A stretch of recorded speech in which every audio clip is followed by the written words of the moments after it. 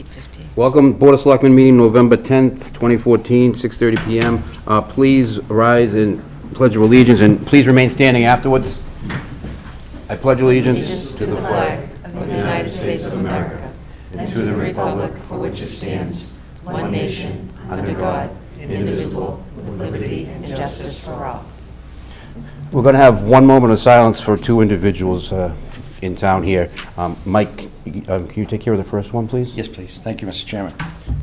This moment of silence is for Matthew Mulholland, who passed away on October 23rd, 2014, with his family by his side. Matt served 2 years in the Army, one in the National Guard. He lived and raised his family in Abington, where he was very active in veteran community, including organizing parades and supporting veterans' activities.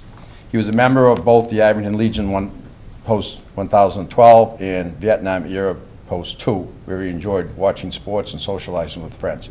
Matt will be deeply missed by his family and friends. Dory? Thank you, Mr. Chairman.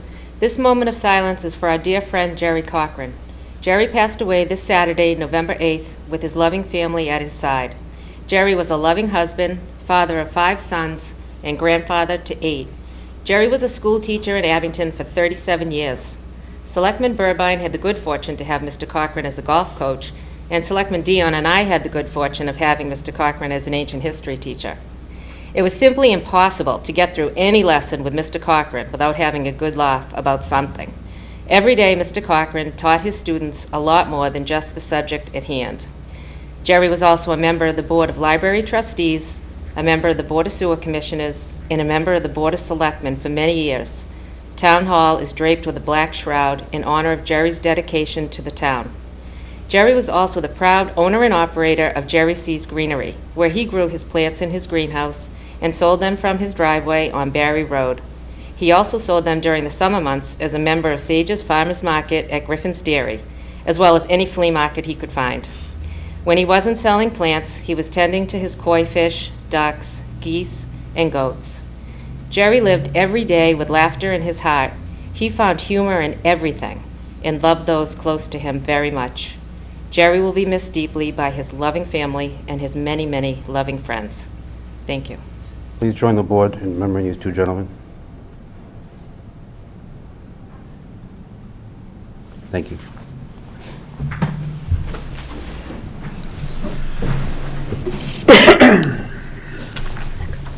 I don't know if anybody else wants to say anything about Jerry. I mean, you summed it up very nice, so I appreciate that. I just have a couple comments I'd like to say about Mr. Cochran. I never had the privilege of serving alongside Jerry. As a matter of fact, when I ran for one of the 2 selectman positions 4 years ago, Jerry was running for re-election. There was a 4-person election contest, and Jerry wasn't re-elected. I was elected, however, the victory was bittersweet. I felt really bad for him, but in typical Jerry fashion, he joked about it and told me he was happy for me. After that, we used to talk quite a bit. I valued his opinion and would often ask and seek out his views on some of the important town issues. While a selectman, Jerry used to be the person who would sit here at the table and inform all the viewers about the upcoming events and things going on in the community. He really had his pulse on the town. This is a tradition that I'm proud to carry on, and the board has been helping me with that. So we've been making a lot of announcements lately. We have a bunch tonight. I'm hoping that's a legacy for Jerry in reality. But he was a model for what I consider a great selectman. He was approachable, not ashamed to call himself a townie, cared enormously about everything Abington, but most of all, he was funny and never took himself too seriously. He was a good man. He will be missed. So thank you. All right, we're talking about announcements. Let's start down the end. Mike, what do you got? I'm all set, Mr. Chairman. No announcements? Okay. Not one? I have 2, which, okay. The first has to do with the week coming up, November 17th, on your regular trash day, there will be curbside pickup of leaves and grass clippings. The leaves and grass clippings must be left in either paper bags or in trash barrels. There's no limit for the amount to be placed at curbside. No tree branches will be accepted. They must be up by 7 a.m. on the day of pickup. First message. Second announcement is that the Sergeant Daniel Vasilian Memorial Fund is hosting its first annual 5K race and walk to honor the fallen Abington Marine and pay tribute to veterans. Sergeant Vasilian's wife, Erin Vasilian, chose to have the Sergeant Daniel Vasilian Memorial 5K on November 11th after the Tri-Town's Veterans Day Parade, to encourage people to come out and honor the veterans first by attending the parade and then participating in the 1 p.m. 5K race. This year's parade takes place in Rockland, and the road race will begin and end at Abington Police Station, 215 Central Street. Registration for the road race is available at www.racewire.com and the day of the event. And it will also include some children's activities, music, and post-race snacks and awards. Adults can register for $25, students are $15, and children under 12 or 5, active military, the registration is $20. And the registration fee includes a T-shirt for those who registered before October 29th. Shirts will be available but not guaranteed for late registrants. All money raised from the registration fees and raffles will benefit the Sergeant Daniel Vasilian Memorial Fund, which will grant scholarships to Abington High School seniors and assist military families in need. For more information or to donate, please call Jillian Logan at 781-534-3626. Thank you. Thank you. Tom? Mr. Chairman, I have a couple, first of all, a shout out, congratulations to Abington High School senior Etienne Burgoyne, who won the MIAA Division III Individual State Championship this week. Etienne shot a 74 to win the Division III State Championship in golf. Additionally, Etienne was the co-medalist in the sectional tournament in the South Shore League Championship. Etienne is the first individual state championship in Abington High School history. He joins the 1980-81 girls basketball team, the 2002, 2005, and 2012 football, and the 2009 baseball teams as the only state champions in school history. Congratulations to Etienne and Coach Tim Hill on the state championship. That's quite an accomplishment for a town like Abington. While we keep on a high school sports theme, congratulations to the Abington High School football team, who this past Friday night had a thrilling come-from-behind victory over our arch rival, or one of them, the Cardinals from Cardinal Spellman. They pulled that game out by a score of 14-8. And as a reward, Coach Kelleher, Riley, and Daly will be leading their team for the third consecutive year to the South Sectional Championship, which will be held this Friday night, November 15th at 7 p.m. at East Bridgewater High School. So again, congratulations to the Greenway football team, and if you can make it, it should be a thrilling game this Friday night. Thanks, Tom. Mr. Berwin? Maureen already mentioned it, but tomorrow is the 61st Annual Tri-Town Veterans Day Parade, and it is in Rockland. It runs down Union Street, from the top of Union Street all the way down to Luke's Liquors. Please come out and support our veterans in all three towns. It's usually a very well-attended parade, and be great to see folks out there supporting the veterans. So tomorrow at 9 a.m. in Rockland. Thank you. A couple things that I have, most of them pertain to what's going on at the library, because it's amazing the amount of events that go on at the library. The big thing is I'm wearing my Lions Club tie because this Sunday we are unveiling our million pennies. As most people in town, I hope, are aware, but we started gathering 1 million pennies, and we succeeded. I think in October we finally reached 1 million, and we're going to take all those pennies that are up now at Timber Lanes and lug them over to the library. We're going to set up a display, and people can get their picture taken with 1 million pennies. It's going to be an impressive sight, and that $10,000 is going to go for upgrades at the library. So I hope you can make it. It's Sunday at 1 o'clock. There's going to be photographers there. There's going to be entertainment by the Social Men of Harmony, supposedly a visit from Abraham Lincoln. I don't know what that's all about, but it should be a lot of fun. So please, if you can make it, it'd be a lot of fun. And I think they're going to set up a bench made of pennies so people can you can sit on and get your picture taken. And I'm not sure if the library has a website. There's numerous events here. I don't want to list them all, but there is the Art Association in the Copeland Room for the whole month of November. There's going to be a talk November 18th. A firefighter of the 19th century is going to talk about firefighting back in the day. And just call the library if you want any information about this. They received a $7,500 grant. It's going to be used for Silences Everywhere project. It's going to run starting December 13th with a thing about owls, and it's going to go on. So please, if you have any spare time and the kids want to go up to the library, there's a lot of great events going on up there. So thank you for putting up with our announcements. We appreciate it. Our first It's a hearing, a tax classification hearing. If we want to get those folks up here, you can actually sit up here at the table if you want. This is the Board of Assessors, correct? Yes. We're missing one member, but we do have Chairperson Ann Welch and Kate Marini. Okay. Hello, hi. Evening. This is the 2015 classification hearing. Town budget process. Every year, those present at our annual town meeting vote to approve the upcoming budget figures. The money to fund the budget comes from local receipts, such as permits and fees, state aid, and other revenues, free cash, stabilization, and the levy. The levy refers to the amount of money communities can raise through real estate and personal property taxes. The classification hearing does not change the amount of money which can be raised from real estate or personal property taxes levy. A split rate will not increase revenue for the town. A split rate shifts some of the tax burden onto all commercial, industrial, and personal property accounts. The Board of Selectmen hold classification hearings each year to determine if the levy gets divided evenly via a single tax rate or if the tax burden gets shifted between classes. Currently, we have, for residential, we have 85.7%, commercial a little over 11%, industrial 1.1%, and personal property at a little over 2%. These percentages really haven't changed over the years. This is going back to 2004, but you could even go back further. The blue is residential, the red commercial, personal property, purple, and industrial is the greenish color. As you can tell, it really hasn't changed throughout the years at all. The LA7 shift. Should the selectmen choose to shift some of the burden to commercial, industrial, or personal property, the shift may not be more than 150% of the original burden. Given this restriction, our minimum residential share with the maximum shift is 78.6, and our maximum commercial, industrial, personal property share with the maximum shift is 21.3. As you can see, the first box there gives us our original percentage shift.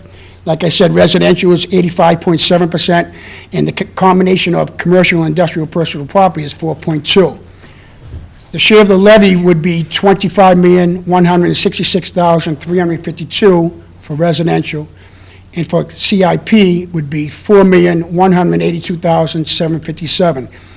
And the proposed, or the estimated tax rate, because it has not been set yet, would be 1701.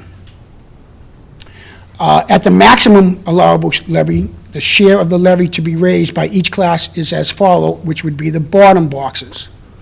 The max shift percentage for residential, like I said before, would be 78.6%, and the combination of commercial, industrial, and personal property would be 21.3. The levy share for residential would be $23,074,974. And the SIP would be $6,274,136. The max split rates for a tax rate would be $15.59 for residential or $25.51 for commercial, industrial, and personal property. Average values. The current value of the average single-family home in Abington is $295,431. The taxes would be a little over $5,000. Currently, we have a little over 62% of all the single-family homes are valued or below the average. The current value of the average commercial property is $879,000. Taxes would be close to $15,000. Currently, 79.7% of all commercial properties are valued under the $1 million. This is a graph of the impact of the tax shift. The first line, 1%, would be a single tax rate, as we discussed, and if you go down a little bit, I'll take 1.25. The residential taxes would be $4,815, and the tax rate would be $16.30, a savings of $209 that year. On the same 1.25%, the commercial taxes would be $18,688, and the commercial tax rate would be $21.26. and the commercial would increase $3,735. And the max shift, like I said earlier, the residential taxes would be $4,605, tax rate would be $1,559, a savings for the year of $419. The commercial taxes would be $22,424, tax rate $25.51, and it would increase to $7,471. And you could pick any one of those shifts that you would like. I just went through 3 of them.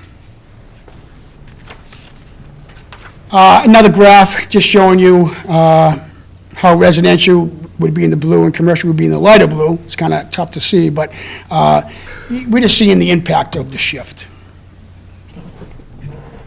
In closing, the Board of Assessors voted at our last meeting to recommend that the Board of Selectmen continue to use a single tax rate. Jack, was that a unanimous vote? Yes, it was. Was there any discussion among the board as far as splitting? Yes, there was. Yep. We have fairly a new board, and they had a lot of good questions. Prior to this meeting, I also gave them a presentation, a demonstration of the presentation, so they would fully understand. It's very hard to understand everything that we're going through with all these numbers, but I believe they got somewhat of a good gist of it, and at the real meeting, when they took the vote, there was discussion. And typically, towns that have a split tax rate, is the profile like Abington, or do they? No, definitely not. There's no special percentage, but a lot of the towns that we see split rates, the commercial is probably around 30%, roughly. Residential would be 70? I'm sorry? So the residential would be 70%? Yes. Yeah. How about Rockland? Do you know what Rockland or Whitman do? They have a single tax rate, but again, their budget's quite different than Abington, of course, as you probably know that. They have different things inside inside the levy and outside the levy compared to the town of Abington. The only other comment is I did have an opportunity to talk to Jack and Rick today, but as part of the information that sort of struck me is, for the first time since 2012, that property values in this town have increased. Last year, the average single-family property value was $281,000 in a little. This coming year, or this year, FY 2015, it's been valued at $295,000, or that's a 5.1%, which, I think would make a lot of, at least single-family homeowners happy that we're not seeing the continued decline in our real estate value. And I guess we'd acknowledge that is a little bit of a lag, but again, it's good Correct. news. And that has been certified by the Department of Revenue as well already, so. Yes. What's the current single tax rate? 1719. And what we're submitting would be around 17 or 1701. It's not certified yet. That will be sometime early December. Thank you. Maureen? I was going to say, how often are properties valued, or for assessed value, and when is the next scheduled valuation? Every year. This year is an interim year adjustment. We are required to assess them every single year now. In 2016, we will be going through a reclassification. That happens every 3 years.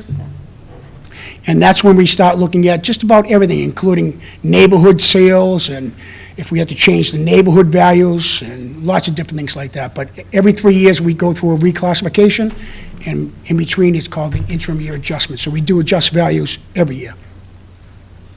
Thank you. So the tax rate's going to go down, but since the property value's going up, there won't be a decrease in people's taxes, they'll probably, Definitely not. okay. Definitely not, okay. That's what I assumed, so.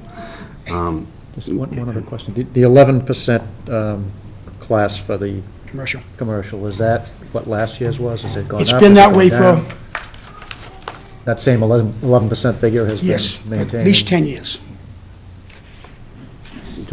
This is a public hearing, so does any other members have anything, any other questions?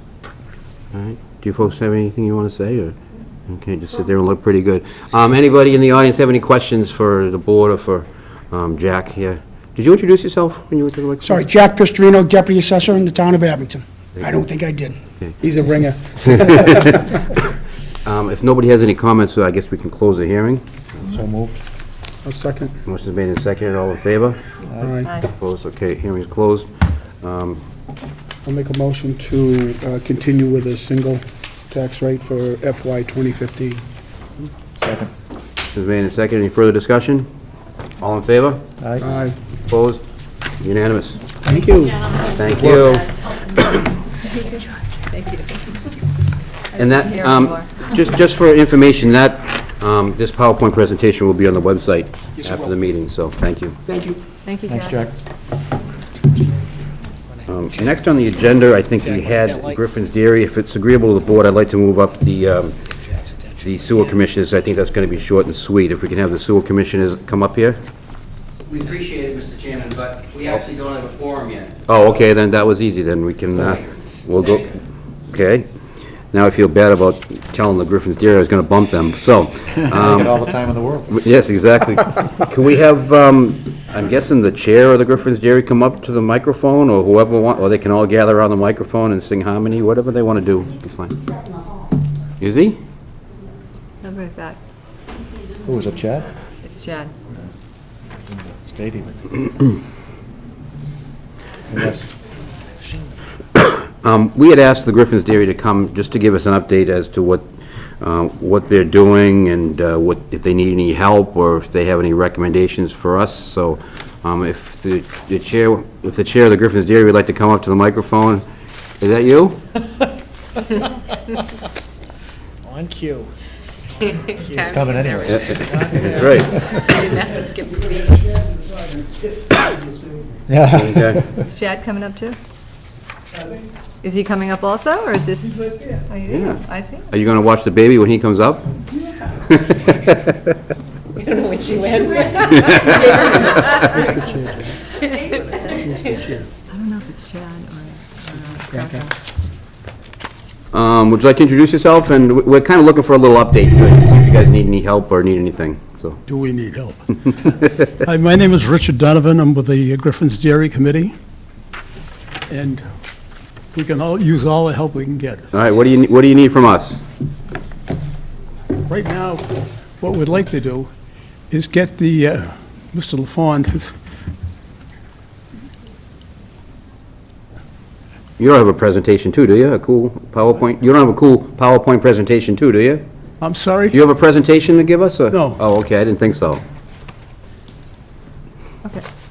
Then why are we all looking? I don't know, I don't Rick know. is over there. He's waiting for Rick. Oh, waiting for Rick, okay, I understand. We're waiting on you. No, what we're looking for, we've been waiting patiently to be able to get, Rick to get the paperwork out so we can get a contractor appointed to go up and tear down the house and the barn and the milk room. Okay. That's what we're, And those bids are due this coming Thursday, so they do this they do this Thursday, yes. And the hang-up was something to do with asbestos inspection or Correct. something? Correct. The asbestos survey was, we had to, the timing of that did not work out with the first round of bid specs we put out, so we delayed the bid opening rather than re-advertise it and Right. incur that expense. So we delayed the bid opening about three to 4 weeks till the asbestos survey was completed, and we could include it as an addendum. Yes, Mike? Just how many bids approximately did the first time? We didn't because we, You put it out? right, we had had ample time to delay it before we actually started receiving Is the bids. I bid think we for- had one bid that we just sent back unopened. But Bid for both parcels, the barn and the house? yes, I believe we have about 25 or 26 firms that have requested the bid package, but obviously we won't know how many we're going to get until Thursday morning. And who will supervise that? Who supervises the work? The work will be supervised by the town. It will have, probably having the building commissioner oversee as much as he can, but as you know, without a buildings and grounds superintendent, we'll have to do it in-house, so the building commissioner would be the person who we will depend on. Thank you. The procurement is done within our office, but All right, so the plan is to demolish the barn and the house? Right, Okay, and the milk room. okay, all right.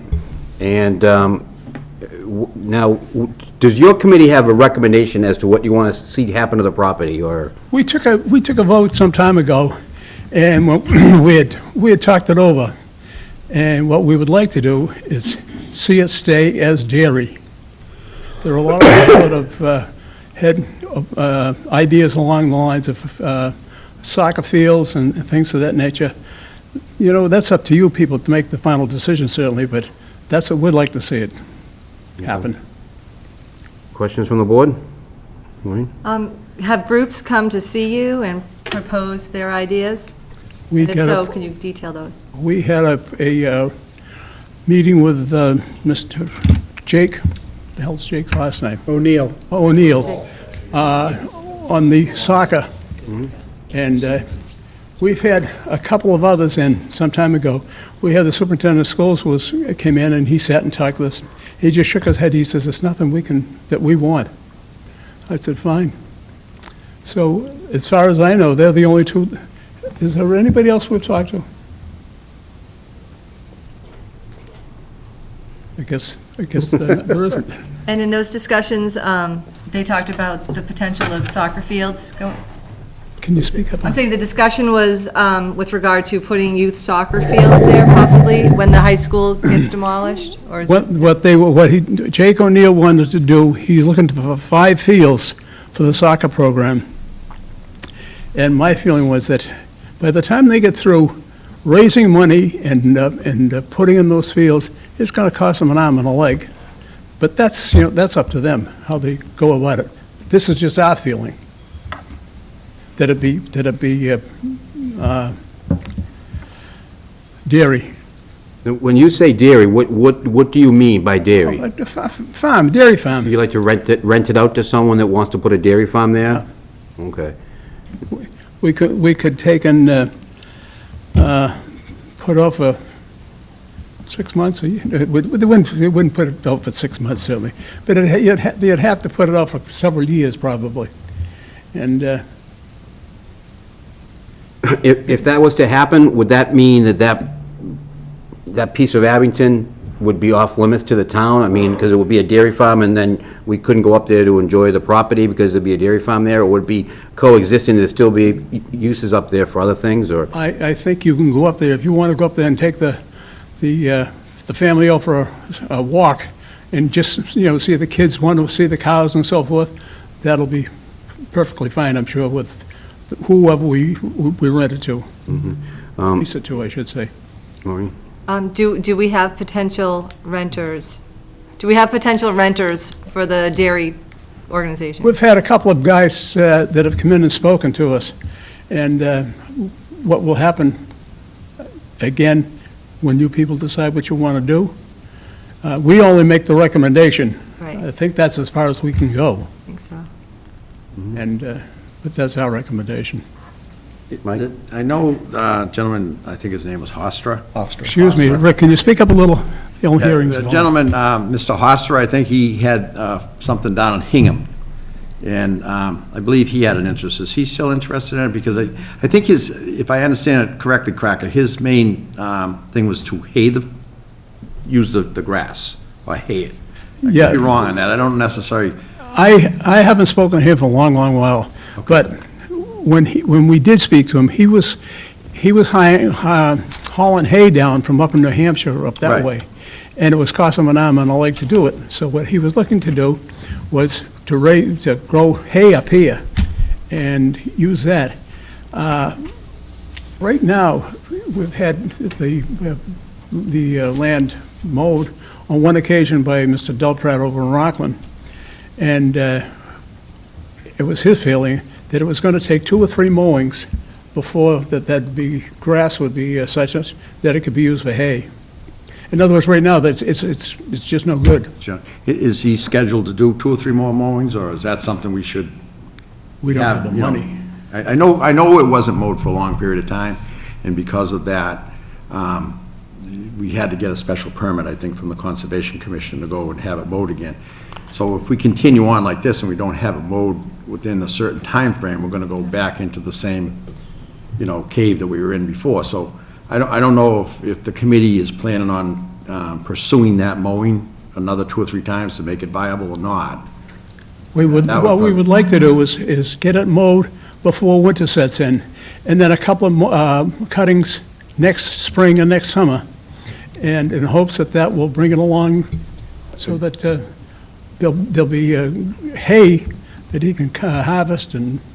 Is that something we can Probably do, though, 2016. Crocker? That's the thing. You say mow it before this winter. Is that something that's going to happen, or?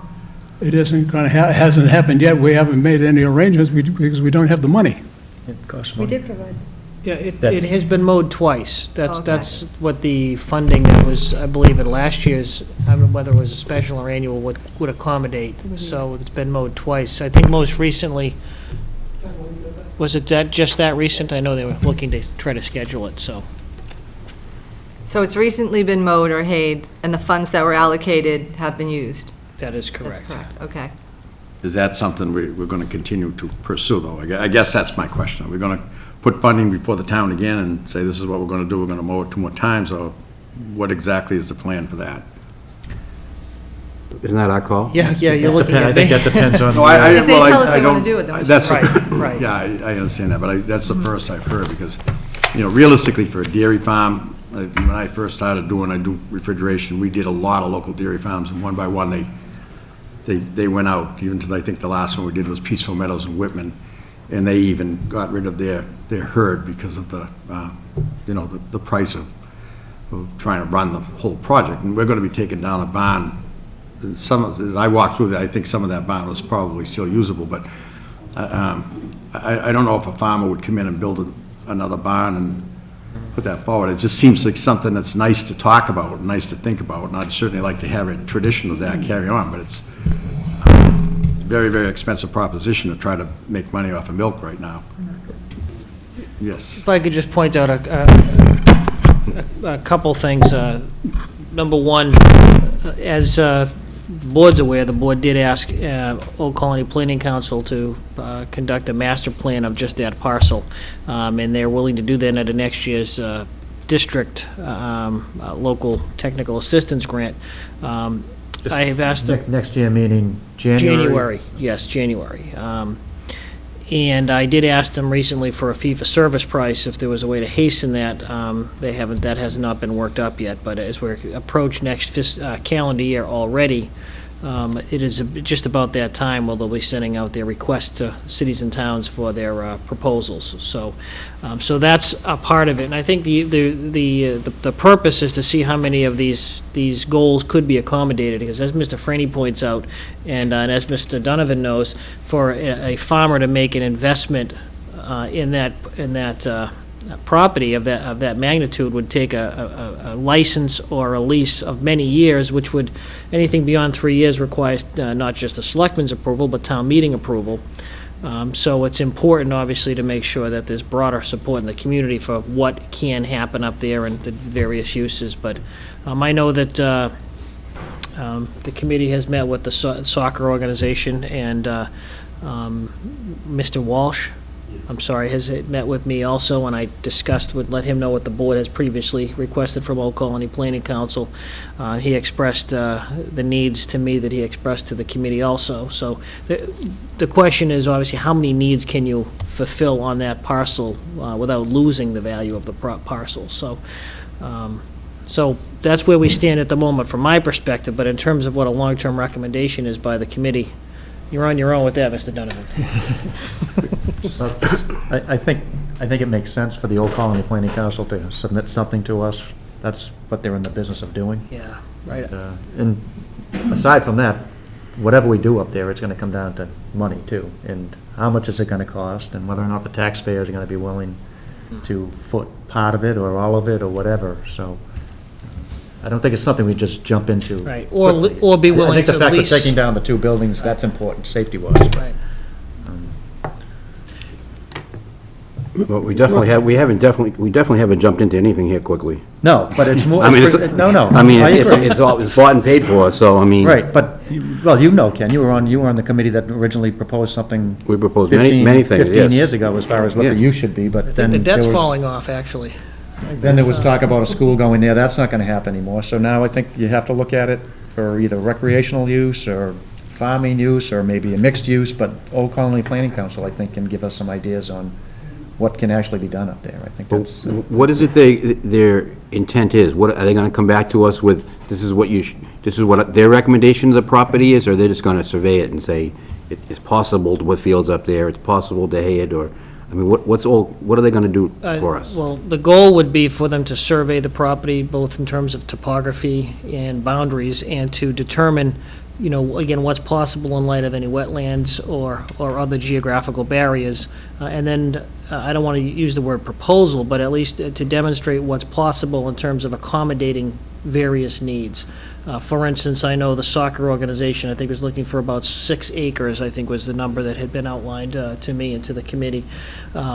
I don't know what the agricultural implications are, that's beyond my area of expertise, but I know other things that have been expressed by the committee, of, you know, passive recreation, et cetera. How can you accommodate these on this one piece of property, and if so, how would you do that? So, so the Old Colony Planning Council would be working within the needs that are given to them by the town. They're not going to presumably come up with other uses that we haven't conceived of. That's not the goal, is to see what can be accommodated within the needs that the town provides to them. So that dovetails on my question. Typically in these feasibilities or whatever, Yeah. the town, as somebody, lays out what their requirements are, what their vision is, and I'm sensing, as Andy points out, building there has been pretty much gone by the wayside, so now you're into a recreational or agricultural use. But when you say, look at the town's needs, does the board go back and say, we would see 40% of that for recreational, 60% for agricultural? Or do they take a blank piece of paper and they come back and they make a recommendation? Can I just... Mike? I think having to talk to Bruce about some of these things is, we would definitely have to meet with some of the youth groups, but I think before, there's been all kinds of plans floated to do something with Griffin's Dairy.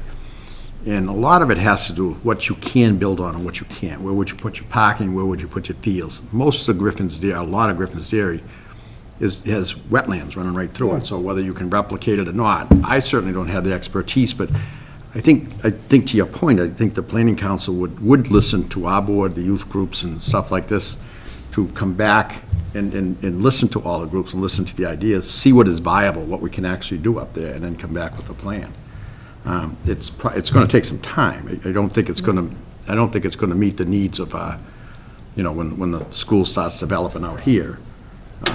But don't we have to do that fairly quickly, is to gather everybody, if they're going to chart off the beginning of the year? I think that's up to Park and Rec, really, right now. It's in their hands. I'd certainly be willing to have a general meeting with everybody and see what it is, because I know, being on the school building committee, that the first thing that they are going to do is they're going to attempt to do the fields first. Two Fields, so not to disrupt the program as little as possible. There's definitely going to be a disruption. There's just no way around it, but, and then there's talk about maybe what else is available. Rick and I talked to Mr. Barry down there. There is a soccer field down in South Weymouth that would have to mow and stuff. Again, I haven't seen that. It is a little bit of distance away, but there's something there. And, whether we can work with girls softball or the midget football or whatever's down behind the Froyo School to accommodate them, again, they know the program. I shouldn't say I don't know the program. I was heavily involved with youth soccer years ago, and we actually built that A field over. I will tell you, we spent $18,000 to do it, and was advised that we couldn't use that field once they put it in for a year until the grass had. So even if we were to do something now, it would, it doesn't get us there right away. So I just think the Old Colony Planning Council would be we've mulled this around as a town. We've talked about all different kinds of things in the town, and the Conservation Commission has spent hours, if not days, going over certain things that can and can't be done there. So I think the Planning Council is a good idea, but depending on the cost, what they're going to tell us. But Right, well, under the local assistance technical assistance program, it would be, for Abington, there wouldn't be a cost. The problem is, if we're looking to try and hasten it before that whole process takes its course in terms of the awards being given out, then it would probably be a fee for service. And I've asked our conduit there to at least propose to us a fee for service as an option, just for us to look at. I don't know if that's feasible because of the timing and the way our fiscal year runs, et cetera, but at least to know. But at the very least, before the end of this calendar year, we'll be making our proposals to them for the local technical assistance program, and that would obviously be the top of the list. I mean, it might be worth a phone call there. I will say, though, it is obviously important for the selectmen ultimately to, provide the marching orders in terms of what we are trying to accommodate up there to the best of our ability. Whether the town is instructed that it can't, or can't to the extent that you would want to do one activity or another, but if it's, again, the example I've used, if the goal is to try and accommodate, a certain number of soccer or other youth fields, and maintain some agricultural use and provide some passive recreation, whether they be walking paths or whatever the case. That's obviously going to come from this board in terms of, what those marching orders are for a plan. And because the Old Colony Planning Council needs to work within some general guidelines. So what needs to go first? Does our proposal as to what we want to do with it need to go before Old Colony Planning Council does their work, or is that after we No, make I a think proposal after they do their work? I think you would need to provide them with some knowledge of what you would like to accommodate at the site, and they would have to determine if it's feasible, and if so, how that would be situated on the location up there. Keeping in mind, there's also residents in the area, issues with parking and traffic that have to be accommodated too. So, without being specific, just as an example, if you wanted to have 6 soccer fields, as been proposed by the youth soccer organization, that would be something you'd have to be somewhat specific about. We'd like to be able to accommodate 6 soccer fields. If there were other youth organizations, et cetera, that had needs, you would want to provide that insight. It doesn't mean it can all be accommodated. It doesn't mean it might ultimately be recommended, but I don't think, we're not looking for Old Colony Planning Council to tell us what we can do up there. We have to give them an idea of what the town's needs are, more or less, obviously. Go ahead. I was just going to say, so we've heard from Griffin's Dairy Committee that they want to status quo, if you will, keep it or expand dairy. I've heard some people talking about soccer. I think soccer might be here today. I know. Could we hear from them too? Yeah, absolutely. My thoughts, though, just because I've been involved, I was chairman of the Finance Committee when we recommended buying Griffin's Dairy, so, I've kind of been involved with it a lot. I think it's really important that right now, if we're going to give a recommendation to the Old Colony Planning Council, we need to know what our short-term field needs are. Right. And our long-term field needs, according to master plan or whatever we determine, and then, I don't want to pass the buck, but, the group of town that's probably best in determining what the field needs are is going to be the Park and Rec Department, I would hope. I would kind of like to get them in gear and have them meet with the groups and then come back to us and say, okay, this is what we need for, while the school's being built, we need X amount of fields. And after that, we've met with the master planner, and we've determined that we're going to need, in the long run, we're going to need these amount of fields. And then that will give us an idea, because ultimately, we're going to have to tell Old Colony Planning Council, and we're going to have to go to town meeting or get in front of everybody on TV and say, this is what we've determined we need. We need fields, and we want to use the rest of property for this, whether it be agriculture or whether it be walking. So my thoughts are, we should find out what our short-term field needs are, our long-term field needs, and have the Park and Rec come back to us as soon as possible and say, this is what we need.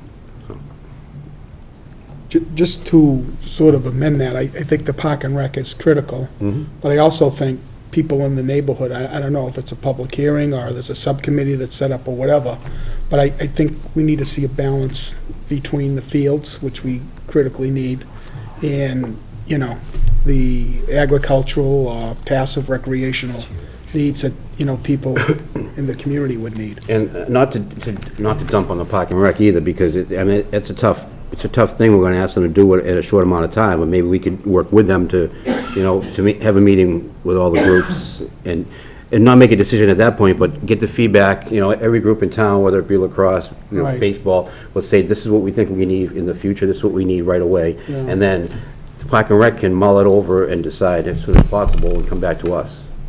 Does that, go ahead, Andy. Is Park and Rec that involved in the field end of things at this point in time? Is, You come out to That's up the to microphone Ken. if you want. Yep, microphone. And then state your name and your organization, please. I'm Chris Walsh. I'm the representative from Youth Soccer. I actually reached out to everybody here. I've been listening to everything. My greatest concern is that I know that we have the time frame that we are dealing with now, and if we don't have something done more quickly, we're going to have 600 kids not playing soccer in 2016. How many football players do we have? 150 football and 150 lacrosse that will not have youth fields. I've been In getting feedback. 2016 or 2015? 16, because our soccer season in football ends right when it sounds like construction's supposed to start on the fields. But lacrosse, however, is the first one that will be touching the fields in the spring. And I reached out to Suzanne DeJustburg, who is also on the Park and Rec Department. And I've been in discussion with her with the other youth sports. We were supposed to meet with them last week, and they didn't have a quorum, so we were unable to have the meeting with them. My greater concern is, I've been getting some feedback in regards to how we should have, we could use these temporary fields in different locations, but he could attest as well, is that we have multiple age children under the same family. I could have a soccer player in my field, he could be playing football, and the parents can't be in two different places at the same time. And I did go over, I've been learning more about fields. I got this dumped on me 8 weeks ago. Find us soccer fields. I've been checking on every field in this town, and I went down, drove down through the air base. That field is horrendous. I don't know who would pay to fix it, but that is horrendous. And after they cut the grass down at Griffin Dairy, and I went down and looked at it, I've been looking at that field, I've been walking the field, looking for wetness. The footprint, which I had talked to Mr. LaFond about, is the footprint that was originally going to be used for the middle school. So the research that was done then for the middle school would make that a dry area. And the footprint of that school would fit in the 6 acres, 5 acres that I need to make the fields for all the youth sports, lacrosse, football, and for soccer. And we're not going to disturb the environment. I'm a very environmental type of person. All we have to do is put down lines. As long as it's flat, we just put down. I'm not talking about building structures. I'm not talking about putting shacks up. Or, you know, I just want the kids to be able to play. And it's a lot of kids to be getting disturbed with the construction. I know, you know, we just found out with the vote 2 weeks ago that we now have this other burden. You have the burden more than I have the burden. I've been using gasoline, driving all over the place, but you have more of the burden on you.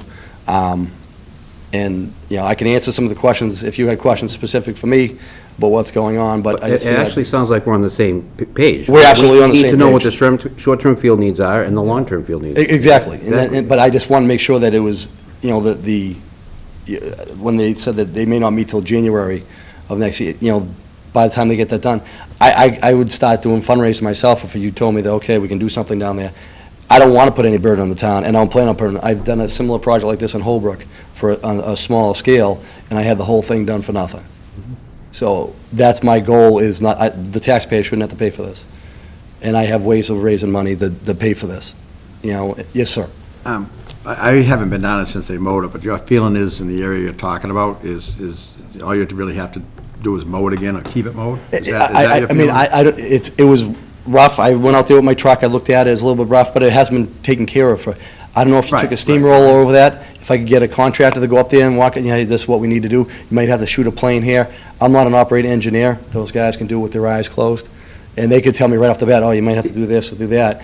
I just need an area for them to play on that will keep all the families together on the same field. Believe me, when I say I was heavily involved, I was Yes. a lot down there. And I would dearly love to see what you're saying. I was just, maybe I'm wrong, but I was just of the feeling that it would, just to mow those acres and just plant some lines, you'd have, we had problems with, puddles and stuff like that. That's when we did that field over, was to put a crown on it, stuff like that. I just don't know, before we did it down there, if it rained heavily, we were out for 2 or 3 weeks because of the puddles and the ponding, and I'm not sure that same thing wouldn't exist at Griffin's Dairy. That's why, believe me, I'm 100% behind you, and I Yes. wanted, but I just don't, I'd have to get some more information. Oh, absolutely. I'm not saying, vote on it right now. I'm not asking you to vote on it right now. I just wanted to let you know the research that I have done, and I've gone around and been talking to people. I've actually talked to some of the people that live around the property, and, to find out what their attitudes to on the townhouses that are right down, the condos down there. And they actually plan on having me come and talk to their board, the group condo association. I'm going to be going over there talking to them. So, I mean, I want to work with the whole environment. I want to actually bring it back to the way it used to be when you used to have carnivals down there and hay rides. And I'm actually, I've been in this town for 6 years, and I grew up in Randolph. And Randolph did a very similar project with a farm that they had there. Now it's being used for carnivals. They have hay rides around the grounds. They're not growing anything for, vegetation for people to purchase, which I'm huge for. I'd love to see a giant pumpkin patch down there every fall. Abington residents go down and get a free pumpkin. Make it a user-friendly for the whole town and for everybody, as well as athletics, as well as, yes, sir. But this would be your short-term fix, is that true? To my short-term fix the property? For the fields. If I can get everybody on that foot plan, absolutely. It would take the burden off them rushing in the fields, because I'm sure everybody that ever been involved in any kind of construction job, they tell you one thing, and they say it's going to be ready at this time, but they don't know what's going to happen when they start I taking certainly this. want to respect Griffin's Dairy Committee and what they have. Well, that just to follow up, when he says short-term fix, I think he means, so at some point in time, once these fields are all built, and you'd leave Griffin's Dairy, and would that be your? Sure, yes, I just need to have some fields. So you for the only kids. want it for a limited amount of time? Yes, yeah, I mean, I'd like to see a permanent home there, but, I mean, if you're going to use it for something, but right now, I'm going to have 600 families looking for fields for kids to play at, I'm just wondering if we're going to solve anything We're not gonna solve it tonight. And I just wanted to. No, but I let you know, appreciate, Chris, because I you know. think you've given the board some good information, but I'm wondering, based on what I've heard, do we want to, go back to the Park and Rec and have them serve as point, which I think that may make sense, and have them, within a month or so, come back to us with, answers to maybe a list of questions that we provide, and then we can act there and put together, as Mr. LaFawn would say, sort of what we see as the marching orders, for the old colony. That's why I had asked Rick if that's something he thinks that they ought to undertake or not. I think that's. Especially if you, Yeah. you said they supposed to have a meeting the other They night. and were didn't get supposed to. quorum. A couple of them I'm were sick. concerned on that, how often they meet and whether or not they're meeting on a regular basis. No, offhand, I don't know that. I don't know. I mean, But let's give them a shot, and if they don't, then we can, maybe deal with it ourselves or whatever. through the My subcommittee or understanding is whatever. they're meeting the third Thursday, I think, so in a week or two, and I think they're going to reorg actually at the next meeting to try to, solve some issues. Ken, if I might, even to listen to Chris and Andy, correct me if I'm wrong, but the fields, the way they're going to be developed here, might not accommodate. Well, I guess it would. There's going to be 3 fields? 4. When they're all said and done.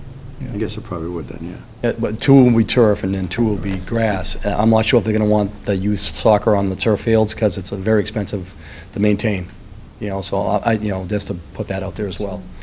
And the grass fields take a long time to germinate. They won't be ready to go for years.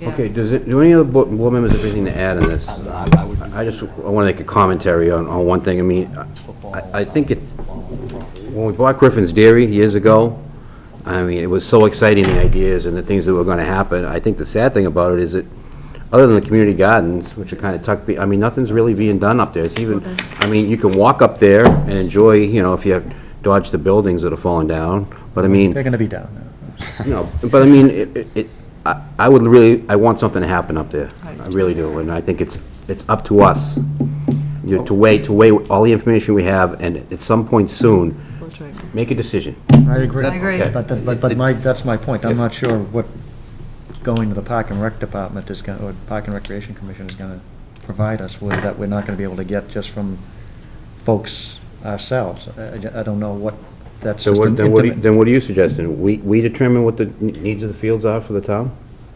Yeah. I'd support that. Why not? I mean, Yeah. we have two of them here tonight. Why couldn't we have a meeting with anybody who's interested in telling us what they'd like to have done up at Griffin's Dairy and let us know what it is? We're going to make the ultimate decision. I'd rather hear it straight from the horse's mouth, as they say. I actually have some plans that I could actually bring for a meeting like that. As opposed to so. going through the Park and Recreation Commission. Not to say that they wouldn't, they could come too and give us what they think, but I just think it's a... Are you So you're what- talking about the full committee, or you're talking about setting up a subcommittee to deal with No, I this? think the whole, Why don't we just set up a meeting and say, everybody that has something to say, come to it? exactly. And Something Park to and say Rec can about, come? about they- sports fields in town, or something They about would like to The Griffin? see use done- of Griffin's Dairy. And I whoever think comes at and that point, I think we're kind of convince us. usurping the authority of the Griffin's Dairy Committee. And the Park and Well, Rec. they can give us their recommendation also. That's, we're going to take it all into The account. thing of it is, and we've all traveled to different towns that have these complexes for baseball or soccer or football youth programs. They're well-designed and they're well-thought-out, and they envy when you go there because they have a real viable concession stand, they have working toilets, they have a lot of things that has been a problem down here. You know, I think we should do that, I absolutely do that, but I think that we should still involve a professional planner. I agree. We are, but we're getting Absolutely. the information to give it to the To professional give it to them and say, planner. this is what we think should happen. And maybe we don't think it's a good idea to just have them up there on an intermittent basis and then leave. Maybe it's something we think, I mean, it you- might not be worth it. It might If be you want to something see, that you want a long-term. a plan that I had brought when I met with the advisory committee was that if you have a chance, before we have the meeting, East Bridgewater soccer fields for youth soccer, they just blend into the environment. It's in a corn, you drive right by, you don't even know. I've been there. I've been there. It goes in it and then it just opens up and it's... West Bridgewater has them? Yeah, I've been to it West just Bridgewater. opens up into a nice, like, it's environmentally friendly. They didn't put down pavement, they put down gravel. They put down telephone poles to stop people from pulling out, as opposed to, this kind of work with the environment and, keep it along No, those it's nice, lines. that East Bridgewater one is. Yeah, very nice. I don't mean, I know you have other business to conduct, I don't want to take up all your time. No, I just, wonder. Board, what do we decide?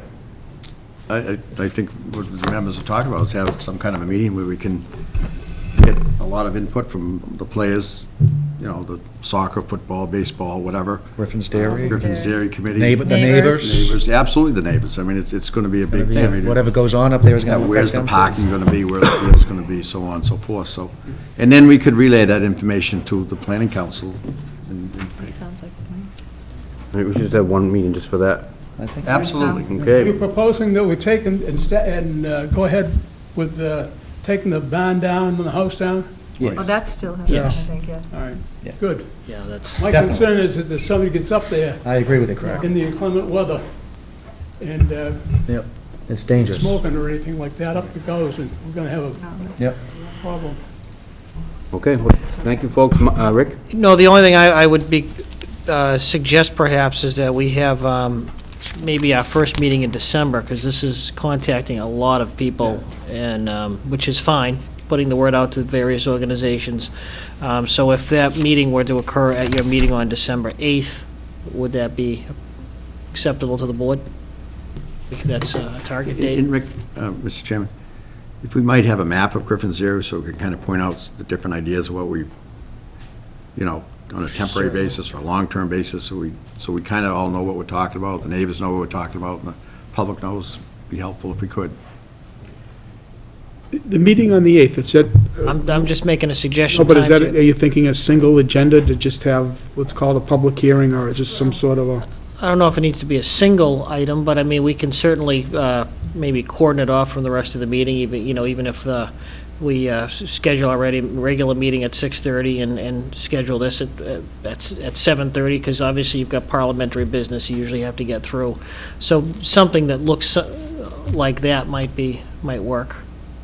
If there's, Again, I'm sort of Just a curious. single agenda, because I think this will elicit a lot of dialogue. And I would support a I single. I just think in going through it, Rick, if you get to the tail end or whenever, you just don't have the, right. My only Proper concern is that we attention. have enough time to make sure all the players are informed, and to Right. try to do that for the next meeting, Yeah, I think that's we all concern. agree with that. that's my concern. should do it the following week on the 15th. However you want to do it otherwise, is fine with me.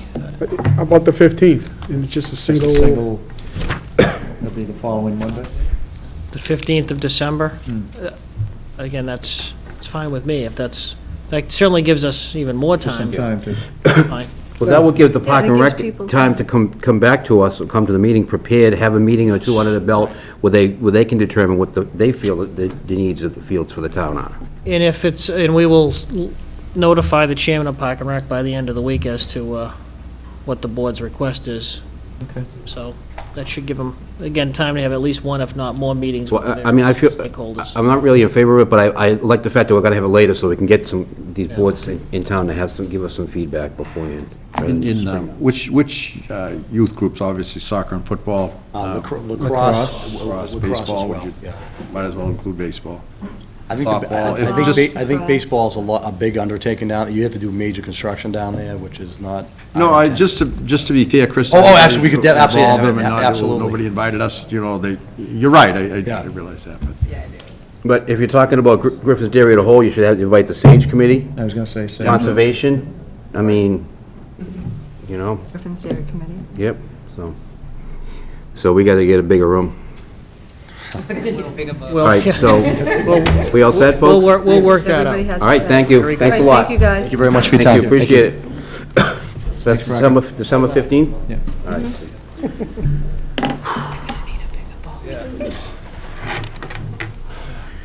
I don't know, should I do the sewer or the cam? Sewer, 7:30. Yeah, no, Cam? we won't, maybe Mother Nature will. Henry, do you want to come up with the Avenue Cam? You want to do that now? All right, thank you. Come up to the microphone, please. We're inviting Henry DiCarlo, who is, I'm not sure what your title is, President, Grand Poobah? Yeah, Grand Poobah. Grand Poobah of Abington Cam. Henry, President and member of the board of Abington CAM. Can you just briefly tell people out there in TV what Abington Cam Yeah, actually is? probably is a good idea to do a little history on it. As I know all of you are aware, I mean, we've had cable in town for, over 40 years, probably. Campbell, Heron, Adelphia, Comcast, and then Comcast and Verizon. And for most of that time, the studio and the public channel, the education channel, and the governmental channel, which is known as PEG, were run by those providers up until 5 years ago. And 5 years ago, and the licensing, actually 7 years ago, we brought Verizon in. Verizon came into 69, I think, cities and towns in Massachusetts. Abington was one of them. And so we ended up with competition between Verizon and Comcast. And then in 2009, when the Comcast license was renewed, the studio was turned over to the town. The town set up a public access corporation, a not-for-profit corporation, Abington Community Access and Media Incorporated. And with that mouthful of a name, we decided to shorten it to Abington CAM so we could remember what it stands for. And this is all dictated under federal law and under state law. And we brought in at that time a consultant, Attorney August, who's worked with many cities and towns, and he helped us with the licensing agreement and that. Under the license, with Comcast, there's a small fee now charged to the subscribers of both Verizon and Comcast, and those fees turn to the corporation to run the cable studio, the Public Access Corporation. We took over the studio existing, and we certainly did some upgrades on the back end in the office and things like that, but generally we've been running the studio with the equipment that's been there since we took it over in a leased building. We then certainly put up a website and now put some of the stuff up on the internet, and we helped to fund the town's website. Most recently, we helped to fund the video access for the big town meeting. We provided some monies to the schools for the media program at the schools, and we've been funding that. We've been providing equipment. We upgraded the equipment in this facility and then repurposed the equipment that was here for other rooms to give us broader coverage. Abington CAM is known on the South Shore for having a robust program of sports events, particularly due to some of our volunteers and to governmental events and things like the parades that we provide coverage for. We've now gotten and started to get some things from the schools on the education channel that's starting to provide some payback for us for funding the education channel. Interestingly, when this was set up back in 2009, actually 2008, when the negotiations were done, the projections were to try and give us enough money to provide the cost of this and to provide some capital monies to build up and utilize for capital purchases. A couple of things have happened. One is that the projections were minimal growth, and we've seen revenues increase, exceeding our expenses, which is a good thing to a point. I spoke with Attorney August on this, and he recently, a few months ago, and he told me that this is a phenomenon that's happened in many cities and towns, that people are spending more on the cable. Now, it's only the cable portion of the bill that you get from these providers that you pay this percentage on, not your phone, not your internet. So our revenues have gone up. Our expenses are relatively minimal, primarily the leasing expenses, the part-time employees that we have. We've offered to bring some people on stipends and that, and some of our volunteers absolutely shook their head and said no, and would like to continue volunteering. We have a good group of volunteers that provide services. What we're looking at right now is taking some of this money we've set aside in the capital fund and looking at a studio in a town-owned facility. It's time to update the studio. It's time to move it in to bring us up to date on the latest, greatest equipment, including maybe some high-def abilities and things like that. So what we're looking at right now is we are talking to the school department about some opportunities within the schools. Now that the vote was taken and there's a new school being built, it's going to have a media facility in it, but it's also going to free up space at the Frollo. So there are finally some opportunities here possibly to come into a building. Now, it's very preliminary. I don't think the administration of schools have talked to the committee yet. It's very, very early in that, so that's where we stand. But right now, we have an excess of revenues over expenses. We've been talking with our employees or our employee to maybe bring him on in a greater capacity if this starts to move forward. We're very, very happy with the way things are going, I think, at this point. And we are certainly open to any volunteers, any people that want to do productions. We'll provide that access. We're somewhat cautious of what we put up on the internet because we are being paid for by cable subscribers. So, but we do try to make things available so people can do them on demand as well as the times that we actually broadcast. When you say, you're talking about Abington CAM, you say we, what's the structure of that group? Is it a board of directors? Do you meet once a month? I mean, how does it work? We have had infrequent meetings because things have been relatively stable as far as it goes. There is one member appointed by your board, one member appointed by the school committee, and the bylaws indicate that these are not current members, of the elected members or officials of these boards, but individuals. And then 3 members elected from the general public, from the membership. And anybody can become a member of the corporation. We have a form on the website. Frankly, very few people do. We'd encourage people to become members of the corporation. So when you you gave the town money for this town meeting for the school. Now, is that a board vote? Do you have a meeting and the board votes to? Yes, actually, we poll members because we are not as closely regulated for open meeting law regulations and things like that, so we did a quick poll of the members and provided that. So you're not really a town board? You're... No, we are not a town board. We're a separate public access corporation. Nonprofit corporation. Yeah, and we actually have to almost keep that little bit of arm's distance so that we're not seen as a town board. And this is not the structure that we necessarily chose. This is the structure that the state law and the federal laws, require for setting this up. And again, we had an outside consultant who is one of the top attorneys in the state on cable that helped set this up and structure it. It's very similar to a number of other towns. Board members have questions for? Just, is it the same rate that all cities are, each person pays on their cable, Rockland Avenue, Whitman, Abington, they pay the same rate? I think those are individually negotiated in the renewals. Okay. And the rate is equal between Verizon and Comcast in Abington. The percentage rate was used, that similar percentage rate was used on several renewals done around that time period, according to the attorney, because he worked on them. He actually helped to write them.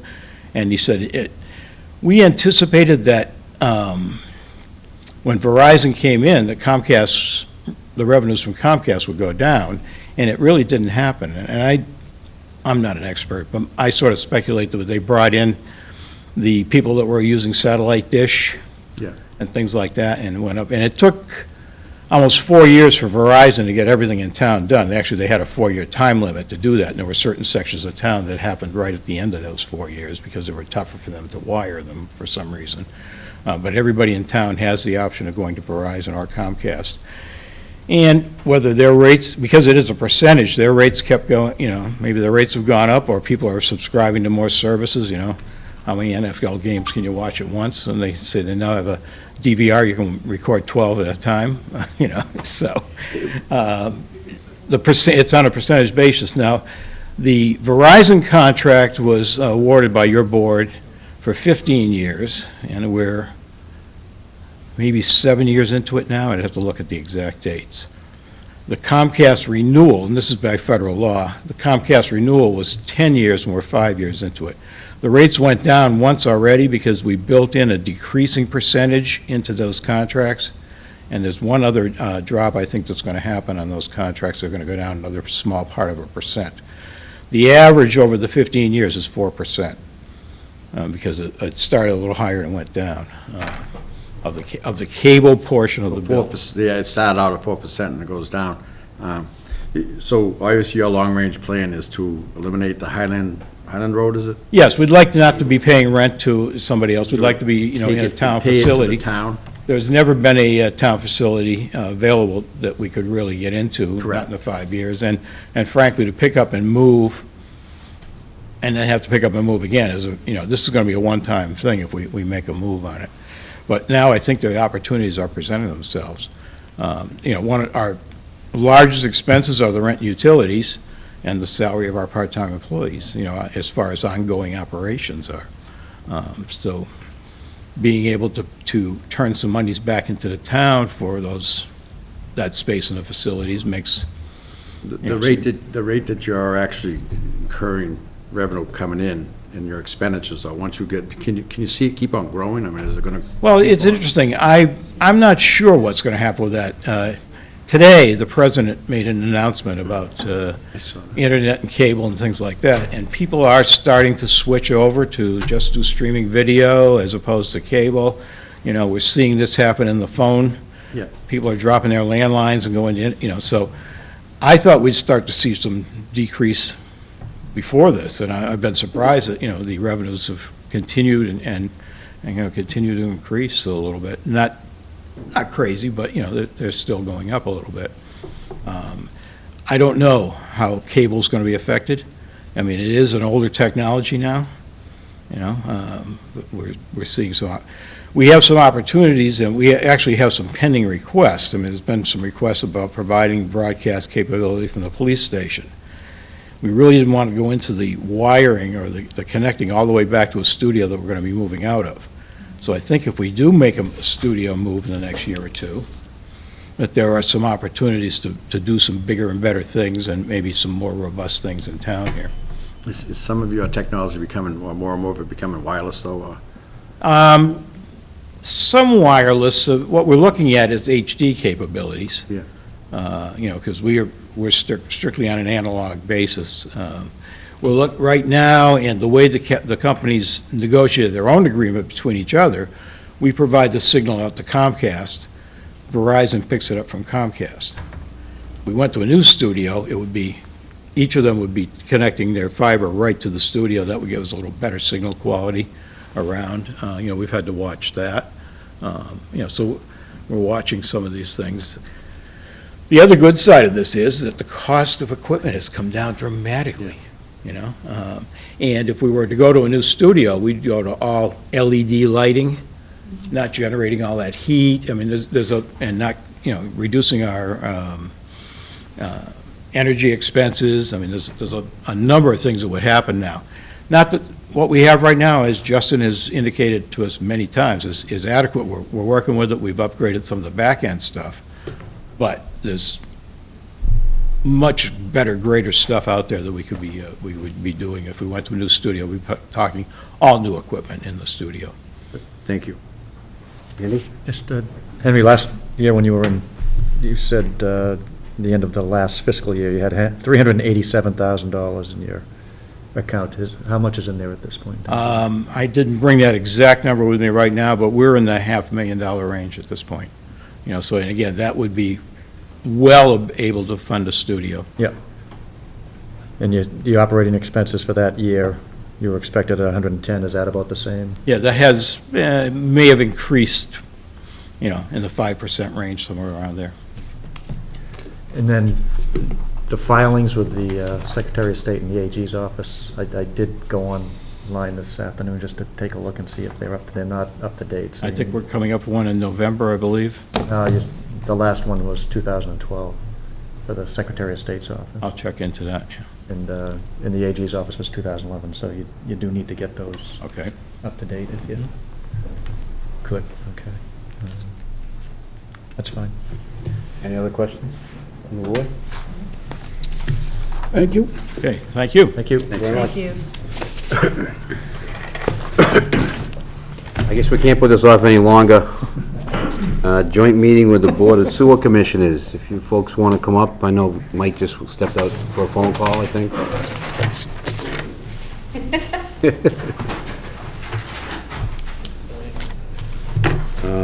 This joint meeting is to review and execute the IMI, which is a memorandum of agreement, I'm assuming, with the city of Brockton.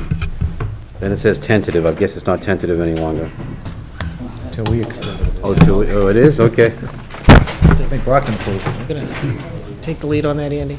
What's that? You're gonna take the lead on this? You get the PowerPoint, no? You're not looking at the whole PowerPoint presentation? Not at Lowe's. I can't read it. It's You're not at Lowe's. Mark, you want to call your meeting to order? Is that the way it works? Yep. Okay, We'll your do that board, now. that's right, yep. We'll open the Abington Board of Selectmen Commissioners meeting. And go into joint meeting with the Board of Selectmen. Okay, welcome. Rick, can you point us in the right direction? What are we supposed to be doing here? Sure. As you know, after a couple of years of effort by the subcommittee working on behalf of the Sewer Commission and the Board of Selectmen, the City of Brockton and the negotiating committee had come to an agreement.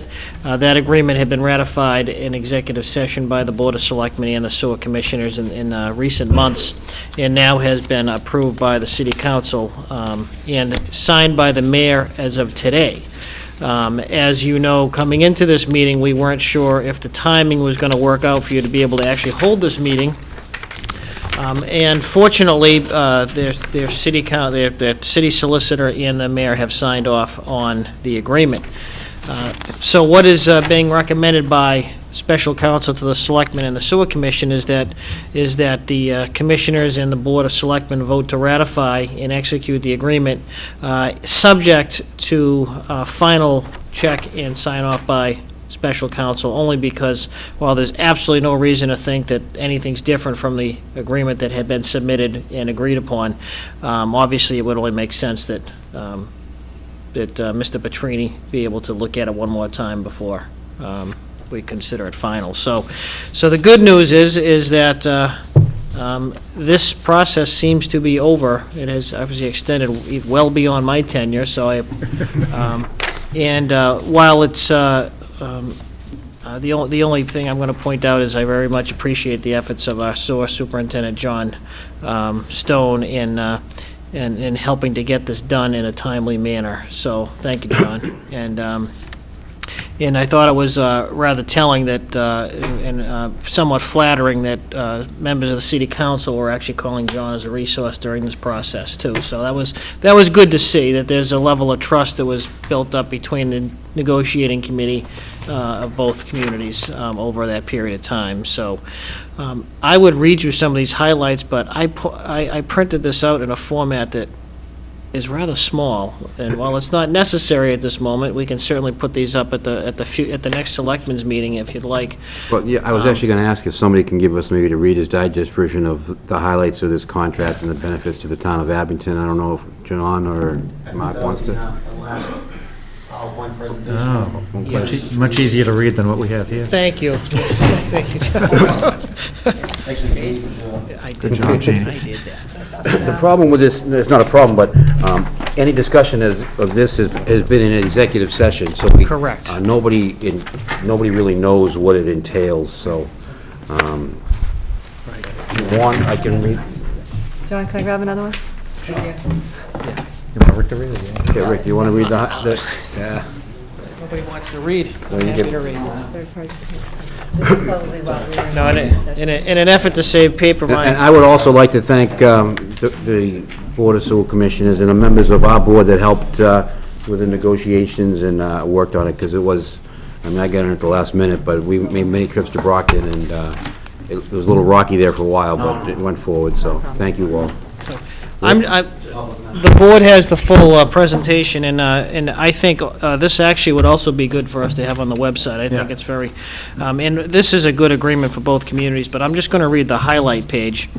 Number one, it establishes a simplified and rational billing formula under which Abington pays proportionately based on the actual flow it discharges into the Brockton system for transport and treatment.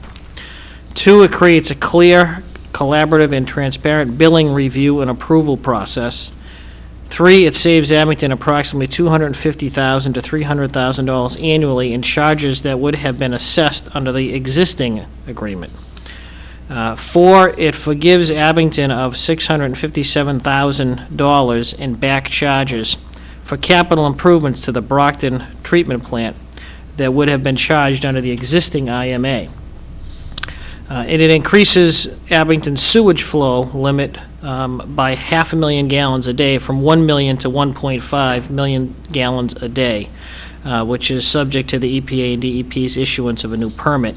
But that is going to happen, as far as I'm told by the sewer commissioners. Obviously, that will help primarily commercial development in town. So those are the highlights, and obviously Brockton feels, and appropriately so, that this is a good agreement for them, for their future, and for their negotiations with others who are involved in what really is a regional system. So. It's a 20-year agreement also, so our current agreement was going to expire either in, depending on whose point of view you were. And just to follow up on what Kenny said, that Mark was involved, he was on the negotiating team, John was on the negotiating team, I was on the negotiating team, and it was a long process, but in the end, I think it really came out both for the city of Brockton and for the town of Abington, and we actually developed some pretty good relationships with the folks over there at this point in time, for them to use other places, so. And I think they were really impressed over in Brockton when we showed up in numbers, as a joint effort, so it was very nice and well received, so. How does this work? Do they have to vote? Oh, please, go ahead. Good, I just wanted to make one point clear, that as far as the increase in capacity goes, that is subject to the EPA and DEP's permit issuance, which has not happened yet. So, Of the Brockton wastewater treatment plant. Correct. well, Their permit is expiring. Right. yeah, their permit has expired, and I know that they were also trying to increase their discharge rate. So these two things have been kind of merged into one request, the request for Right. their ability to increase our capacity and to increase their total capacity. Right. So, you know, until that happens, it's status quo for Abington's flow to Brockton. We don't anticipate, because from what I've read, they've got the increased capacity to handle Abington's discharge, right? Oh, they can handle Yeah. it, yeah. Just a question of getting the rubber stamp from the EPA. Exactly, this is regular. though. DEP. I should Because say. right now, the current NIPD's agreement we have limits us to the 1 million. So that's why we can't go beyond that until this, we can't amend what the permit is now until the, Until the permit is Yeah. renewed. So I just want to be clear that, that is important, that people know, people that will be requesting sewage, and they will be there. We have to wait. Any time frame on that? John's. So John's been right on top of it. It'll be about a year. Okay. We'll open under a year. Mhm. First, the draft permit has to be issued, then there's a 90-day comment period, and then they have to come up with the final draft, final permit, and hand it to them. Yeah. I'm wondering if there's Brockton wants it done there's too, an so- an office we can send you to, John, every day until it gets done. It doesn't seem to work out well here. No problem there. Everybody wants it done in both communities. It's just a question of waiting for an EPA.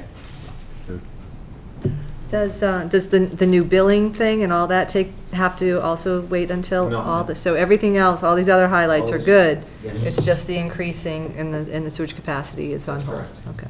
That's the only thing we That's have to good. wait on. Can you anticipate the gallonage that we're going to be allotted now will cover the town for the rest, for eternity?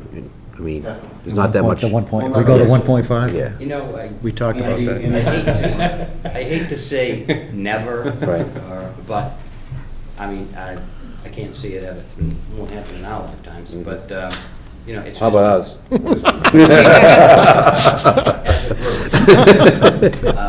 Yeah, you know, I can't see us ever reaching the 1.5 million. Just a question, I just thought. We were about to do Route 18 over, and I envision that widen it, and it might increase industrial, or, the pipeline that's there, big enough to handle a volume increase of, say, 200,000 gallons or something, would it? I mean, if you really had a heavy development there. You'd have to see exactly what would have to go in there or what people request to put in there. So there's no way to say what the hydraulics would take without knowing exactly what is going in there. For the current use that's up there with a moderate expansion, yes, it is more than capable. And you, I've heard that have a waiting list of people that want to be sewered. And if you were to eliminate that waiting list and give everybody on there, how much of this 500,000 gallons would that eat up? We talked about that, very little. Very little. 50,000, 50,000. maybe, I mean, 100,000? You know, as far as that particular pipe that you're talking about, I mean, right now, that pipe is being used at about, what, 15% of its capacity? Maybe 20% Yeah. of its capacity, so, you know, I mean, to speak to what Mike said, you don't really know, like, how Yeah, no, much. I you could really, it develop, just but- seems like when they put it in there, it was like almost a bunch of business, and I don't know if they put the right size. Well, we did do that. It was designed to handle capacity, but at the same time, you have to remember we have a larger than capacitated pipe on Route 58 on Adams Street. Because of the way it had to be designed and the slopes and what have you, we put in an oversized pipe. So those properties also typically come right back to 58. So like even Barrett's touches almost to Route 58. So you can, there are ways to maneuver the flow to take care of whatever's gonna go in there. Just curious. Yeah. The flow, I like that, that's a good term. The flow. The flow. Now, is it true, I learned when I was a sewer commissioner that your building is the lowest point in town, so all the flow just goes right to your building? Well, phase,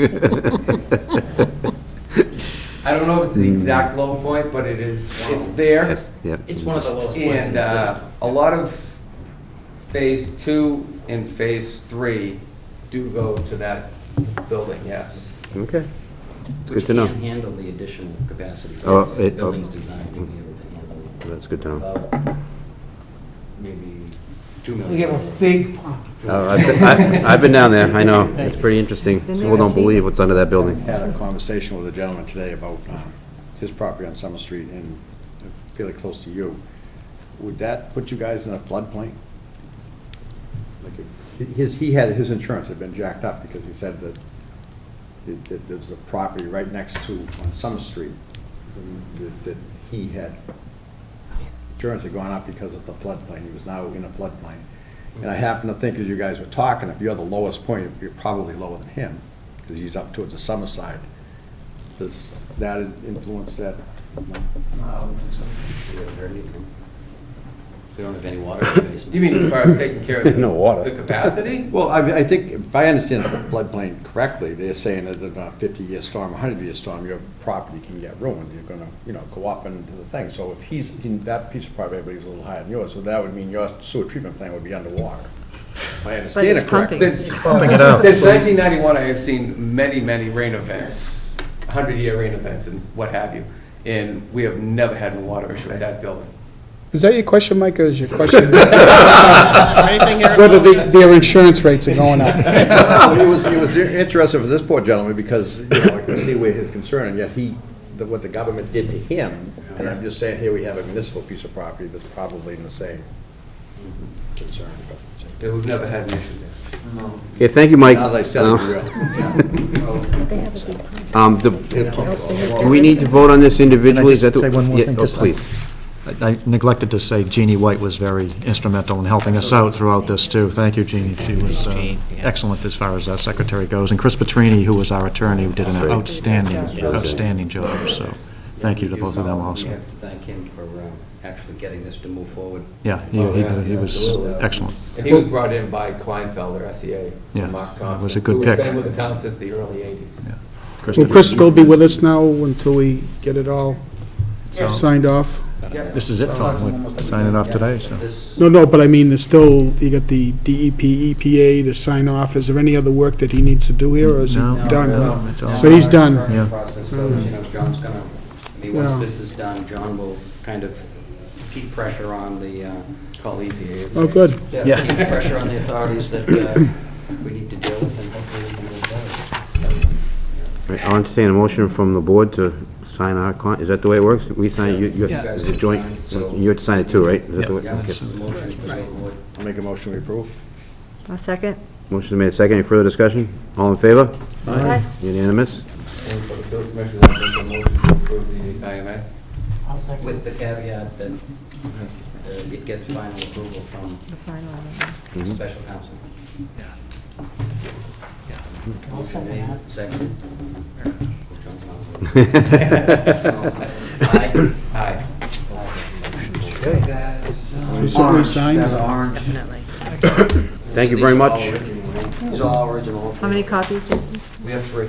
We have 3 originals. But there's 2 spots that we have to sign, the IMA and the addendum. So if you, yeah.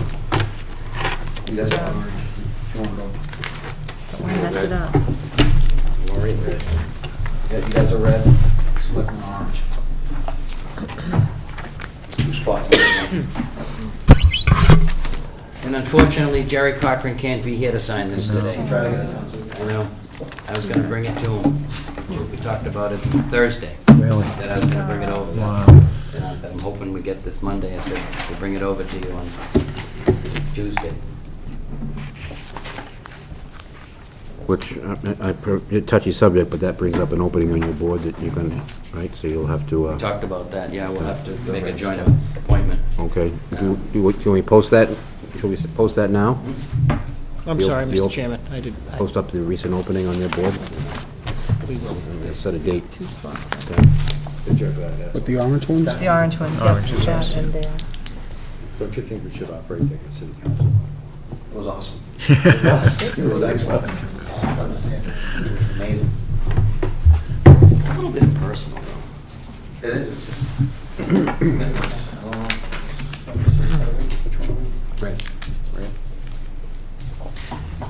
I have to say, considering the magnitude of this, it seems a little anticlimactic, doesn't it? Like there should be applause and, If I could whistle, I would. No, I think we did it before, right? Board of Commissioners. We're supposed to sign here. I think we signed the other one wrong. We'll sign the other two right. All right, I think that's complete. What am I signing? I know, sorry, I just found it. One, It's only two. there, yep, two, please. Back to I us. see the top line for me, that's all. We all signed it, please. That's just the other one. Is that?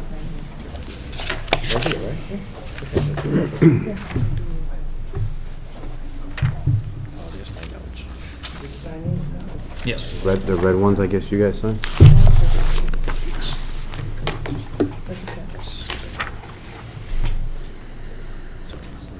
When the president signs a bill, doesn't he like do it in like 100 pens and hand them out, so?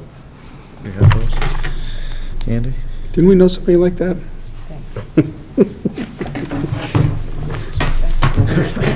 Oh, no, we have one more coming. Sorry. Tough. Sorry.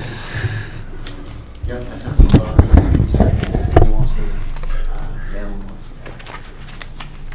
Gonna put it-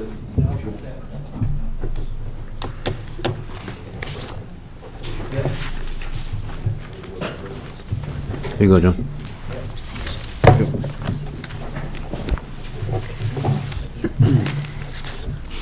It was very interesting to go see them. Yeah, the Brockton City Council in action. The building is incredible. Oh. It's fabulous. Isn't that nice? Oh, City Hall. Yeah, it was fabulous. The history there. Oh, yeah. Big wide stairs.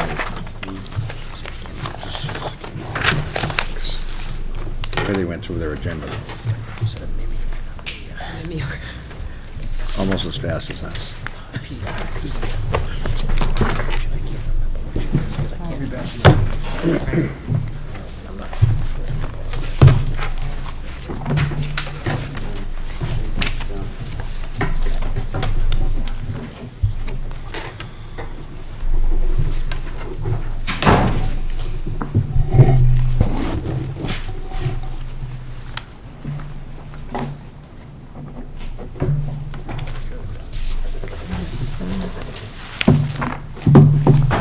What do we got left?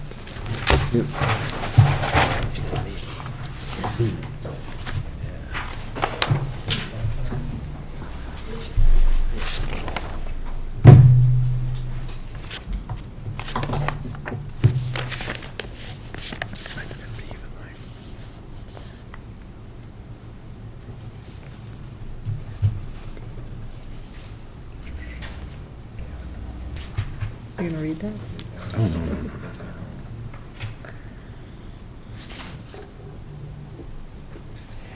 Just keep making it a bigger and bigger issue. The state does.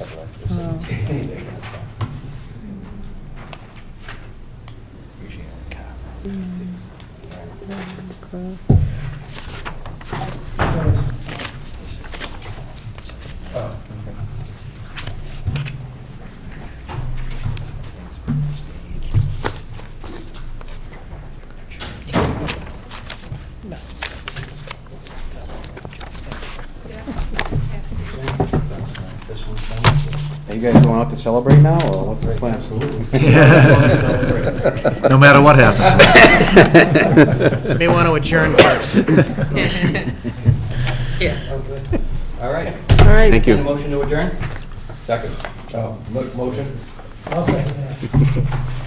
All those in favor? Aye. Adjourn. Thank you very much, Thanks, guys. guys. Thank you. Thank Great job. you. Thank you. Nice job. Andy, thank you. Thank you. Thanks, Andy. Action discussion items, approval of minutes for October 27th. All members were present at that meeting. I'll make the motion to accept. Second. Motion is made and seconded to approve the minutes of October 27th. All in favor? Aye. Opposed? Unanimous vote. We have a letter I am interested in continuing my service to the Old Colony Planning Council as Abington's alternate delegate. This is Chris Aiello. He was the delegate, and I guess if we're flip-flopping with the alternative, so he wants to be the alternative now. I will entertain a motion. So moved. Motion is made. Do we have a second? Second? Any further discussion? All in favor? Aye. Unanimous vote. Approval of St. Patrick's Day Parade on March 22nd, 2015, 1 p.m., 36th annual. Same route as usual. I will entertain a motion, I guess. Motion. A second? Motion is made and seconded. Any further discussion? All in favor? Aye. Aye. Good luck with that, Jack. Thank you for doing that for the town, we appreciate it. Selectmen policy review, liquor license regulations. Rick, do you want to talk about this at all? Sure, just briefly, this is the policy that the board's had for several years. I believe it was originally 2001, liquor license regulations that is in your policy packet. And under the goal of updating your policies and regulations over the next year or so, this is the first policy that we put out here for you. This was drafted by the current police chief, I think before he was police chief, and he has re-reviewed this and believes that it's still relevant in its current form. But the goal, again, it's up to the board if you have a chance to review it in time for tonight's meeting, but putting it out there for you with the intent of having it on the next agenda for a vote. And if anybody has issues, concerns they'd like to get to me or Dory in the meantime, we can incorporate those into an updated proposal if you feel it's necessary. So this is a policy that's current? This is the current policy. And it has been, again, reviewed by the police chief and still has his endorsement. Do you know if anything, and you said it's been in place for a while, are there any changes, is there anything that's happened in that maybe the town council should be reviewing it also, just in case there's been some changes in some procedures or something like that? There's nothing that I'm aware of, Mr. Chairman, but again, if I'd be happy to send it to town council for review if you feel it's necessary. Any feedback from the members? I've got a couple of things, but I can email those to you. That would be fine. I did have one question. How many liquor licenses do we have in the town of Abington that we would actually approve? I think 22. Is it that many? Yeah, for all alcohol. And then 5 beer and wine retail and 5 beer and wine. Pouring. Common day. Thanks. And we are at our limit, correct? Above our limit? You're at our There's nothing limit, available. except the only thing available is the beer and wine pouring, not the beer and wine retail. We do have a beer and wine pouring available. And what is that? What's the difference in Beer that? and wine common vic, for instance, like Louis Pizza. Yeah. They have a beer and wine. That would be a beer and wine common vic as opposed to a package store. Package store, or Trukey Supermarket. Trukey's, for instance. Yeah, You know that. exactly. Thank you for the advertisement. You were filling the beer up today when I I was was in there, filling as the a beer matter up, of yes. My question is, I'm really excited about this new brewery that's opening up at Abington. Does this fall under these guidelines, or that's a different animal altogether? My understanding is that's a different animal in a sense that, and again, I'm not positive on this, don't get me wrong, but I believe that if you're looking at a brewery, I think there's a different license they get through the Commonwealth of Massachusetts that's not subject to local approval. That's my understanding, but when the time comes, again, that would be an operation where it's a nano brew, where there'll be, people would bring their growlers to be filled, refilled, et cetera. It's different than what's currently available in the town at the moment. So they don't really have to come, they might get some kind of approval from us at the end, but for the most part, they have to get state's approval. That's my understanding at the moment, but once again, we haven't looked into it in depth, because we Okay. don't have a proposal in front of us, other than we do know that people are working within zoning regulations and state regulations. There's, whether or not that comes to pass, we're not sure yet, but our understanding at the moment is it's not going to take a Board of Selectmen license in order for them to do what they're proposing to do. Okay, so if any board members have any questions or concerns about the liquor license regulation, just please let Rick know, and then we'll put it on the agenda at our next meeting for a vote. Just two quick questions. What's the licensing term? Is it 1 year? 1 year. What's the fee? But they vary from like all alcohol around $1,200, beer and wine $600 to $700, depending on the actual license. So you'll be renewing them at in the first meeting in December. They expire December 31st. Do we want to, hand in hand with that, maybe look at the fees and do comparative surveys around local towns to make sure that we're in the middle there and not too high and not too low? I mean, we might be losing some. That's a good idea. I mean, we did that at the Board of Health when I was on there. We compared local towns to make sure that we were not, missing the boat on some of that stuff. Not that I'd like to raise fees, but we also don't want to leave anything on the table. So. And we don't have to, I mean, that'll be discussion, that'll be a vote, obviously. Everybody's all set with the liquor license? Yep. Town manager's report. Mr. Chairman, I think the course of the meeting, you've covered a lot of the things that were on here, but I'll point out a few other issues real quick. The Business and Resident Guidebook that has been previously circulated to the boards and committees and the Selectmen is now up on the website and been distributed to our various departments. And as I mentioned here, the police chief has put it up on the police department's website, too. The budget process Just is... interrupt you on that I'm one, sorry. just so we don't... Go right ahead. I think they're both great, I looked at them. Yeah. The only thing I would maybe suggest on the business guide, where Abington is highlighted, they have a map, and Abington is red. Might want to make it green as opposed to... I think Well, we... red is like warning, don't come here, so, you know... It means go, come, bring your Exactly, business. so- I think we can probably pull that off with a little help from our friends, so, okay. Okay. No, Hey. it's a stark Stop, red, but Yeah. it's... Stop sign red. Yeah. Budget process, it's early on, but the budgets were due the end of last week, and those are being compiled at the moment, and our finance officers group will begin our regular weekly meetings this week. Moving on, you know about the Vasilian Road race, and as you're probably aware, a library waiver I did request a library waiver from the State Board of Library Commissioners, and we were about $5,000 below the required contribution of a municipal appropriation requirement. However, the library was not treated in any way disproportionately, as you well know. In fact, in many ways, actually received some additional benefit than other departments. So there's no anticipation that that's going to be an issue this year with regard to obtaining that waiver, but just so you know, it has been filed. And a couple other brief things that aren't on here today. I had the opportunity, along with Dory and the police chief, of being invited to attend, that I won't find it on there, the Frollo Schools Veterans Day ceremony. Our veterans agent, Mr. Crosby, I think did a really nice job. But I credit Mr. John Bourne, who does most of the coordination with the school administration, and Mr. Beadle and Mr. Billy McDonald. So it's the second year I've been invited. It's a nice event for the 7th and 8th graders. And I think it's a sobering time, and I think, as was pointed out by Mr. Crosby, the attention span of children at that age is short, and I think it's done very well by the school administration to really set the appropriate tone and the appropriate time frame. So I really give them a lot of credit.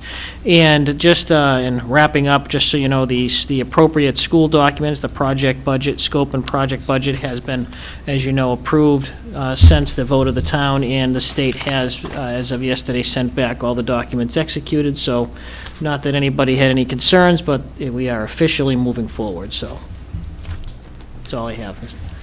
There's nothing on here about the new fire truck. Can you maybe just give us a little brief overview of that? I don't know if anything's changed since the last time we met, but... Yeah. Well, I guess the only thing that the contract is being contemplated right now between the town and the vendor that's been approved. That's not the issue. The issue that had been raised that's outstanding is the financing method. And we had agreed, I think, we weren't going to, that sometime after town meeting we would revisit that. So as of right now, we don't have a specific plan to do that. I know Mr. Dion has provided some information to the chairman and me regarding at least the idea of perhaps trying to finance it within the levy limit. But that, I guess in terms of an update, I don't have anything else for you at the moment. At what point, I'm assuming that our board makes a decision on the financing for that? That is And correct. at what point will that have to be done? Well, you would have to... Or should we start work on it now? I guess that's the question. I think you would have to make, if you were seeking to, and I know it's been discussed, putting it on the next annual town election for an exclusion vote of some sort, whether it be a capital or a debt exclusion, you should really have that decision made, I would suggest, by January, because for the purposes of getting it on the ballot. If you're inclined not to do that, and of course, as you know, that could fail. And it has been authorized, so it has to be paid for either within or without the levy limit.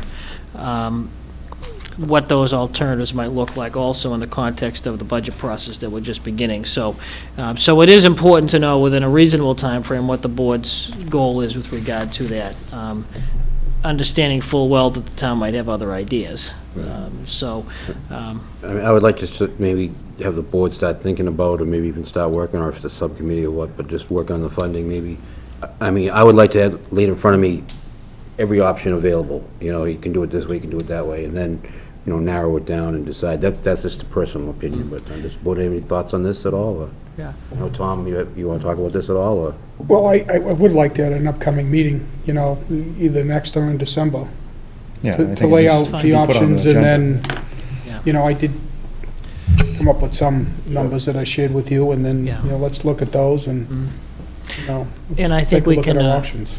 have, again, treasurer collector update some of them, any bonding information that may be slightly different. I know the last time we discussed it, it was just put out for illustrative purposes. The subcommittee was primarily, number one, involved in trying to provide a sounding board for the fire chief in determining, and really more clarifying his thoughts on the right apparatus within the budget that the town had voted. And the second piece was just looking at some of the financing, and I think just our attitude at the time, again, this is no vote, this was just a consensus, was that either, in terms of excluding the debt, a capital exclusion would obviously be optimal from a bureaucratic standpoint and trying to make ends meet, as well as trying to get this done before the next couple of years when the school debt exclusion would hit the books. Or if, failing that, the best bang for the buck, again, balancing the long-term costs versus the interest payments would be, I think, a 10-year debt exclusion was those were the two options. But again, that was a somewhat informal consensus, so we can revisit those numbers in the next, again, if next meeting or the meeting after, whatever you prefer. Okay. Probably the sooner we start working on it, I think the better, so maybe the next We meeting. can put on the agenda for the next meeting, if that would be And if you fine want to with send us. out what you have to the board members to look at it We can do before that. then, that'd be awesome. Okay. Very good. Any other questions? I would actually suggest, Mr. Dion, you resend it to me, and I'll send it to the board members. I mean, Yep. we I don't... understand. Yeah, I know that's what the intent was, but I just don't want anybody to... Is it a cool PowerPoint presentation? It can be. I'm sure. That's it for the town manager's report? That's all I have. Okay, public comment. Mr. Aiello, if you'd like to step up to the microphone. Motion to adjourn. Second. Hi, guys. Thanks for having me. I'm Chris Aiello, 11 Hunts Pond Lane. I'm your representative of the Southfield Redevelopment Authority. I just swung by to let you guys know that there's going to be another revised redevelopment plan in your email tomorrow morning, and we're going to take a final vote on Friday night. So, have a look at it and speak or forever hold your peace. Did you meet tonight, Chris? We met tonight. I just came from there. So you got a redevelopment plan about 2 weeks ago, and there has been some changes. And we're meeting with A&F on Monday. And if any member of this board or Rick would like to meet with A&F Monday morning, You can, if you have any concerns, you can do that as well. It's in the State House. At the State House? Yeah. Not- And that's it. So have a look at that and get back to me with any concerns. Is there a page that kind of spells out the differences between this one and the last one, or you have to? No, you got to find it. But, don't worry, because I don't think Abington's mentioned in it at all, so. What a surprise. Question, Mr. Chairman. Mike? This most likely is not their final revision, though, as I understand. Right now, it. this This is development just to plan get to that- the State House? Yeah, it can be, well, once we vote on it, it's final unless we change it. It can be Okay. voted on again. But this revised redevelopment plan that you're going to be getting in your email is missing a couple of maps. That's all it's missing. Those maps need to be drawn up consistent with the language that's in there. And this had nothing to do with whether they got state to fund the connector road? That's what the purpose of the meeting Okay. on Monday is, to renegotiate the terms of the Parkway MOA. So the draft has been changed since the last one you saw because of there was some changes, there was some specifics that A&F was looking for. So those changes have been made, and so there's another week. So if you want to look at that, and I know you guys haven't seen I just got the latest draft over the weekend. So that's that.